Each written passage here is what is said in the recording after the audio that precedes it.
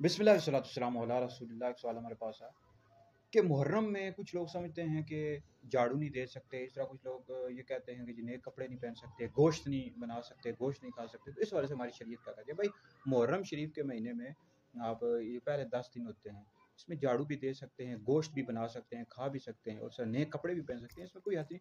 इसमें हमारे लोग जो हैं वो उलमा से रब्ता नहीं करते, जहालत है। कुछ शायद सुनते हैं कि सैयदना इमाम हुसैन रज़ी अल्लाह ताला अन्हु 10 मुहर्रम को शहीद हुए, तो ये मुहर्रम का जो महीना है इसमें हम नए कपड़े भी नहीं पहन सकते, यानी गम के तौर पर गोश्त भी नहीं खा सकते। भाई जो सोग होता है ना वो 3 दिन तक होता है, हमारी शरीयत ने हमें बताया। और जिस औरत का शोर फोत हो जाए 4 महीने 10 दिन तक सोग करेगी। तो बाकी 3 दिन से ज़्यादा सोग करना और नए कपड़े नहीं पहनना और खाना नहीं बनाना, अच्छे कपड़े नहीं पहनना और झाड़ू नहीं देना, तो ये सब जो चीज़ें हैं ये हमारी शरीयत में मना है। ठीक है जी।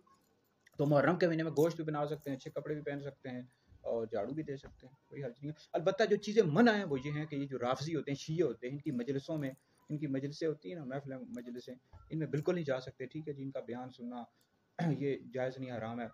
इसी तरह इनके मरसिये नोहे सुनना ये भी हराम है। मरसिये पढ़े होते, नोहे पढ़े होते, इस तरह इनकी न्याज़ भी नहीं ले सकते। ठीक है जी।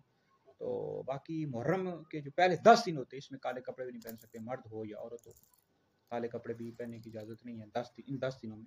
जो ये राफ़ज़ियों का शियार है, उनकी निशानियाँ 10 दिनों के अलावा आप बिल्कुल पूरा साल काले कपड़े पहन सकते हैं, इन 10 दिनों में नहीं पहन सकते। ये हमारे अकाबिर बुज़ुर्गों ने अपनी किताबों में लिखा है। तो ये चीज़ें मना है, बाकी कपड़े भी पहन सकते हैं, गोश्त भी खा सकते हैं, झाड़ू भी दे सकते हैं।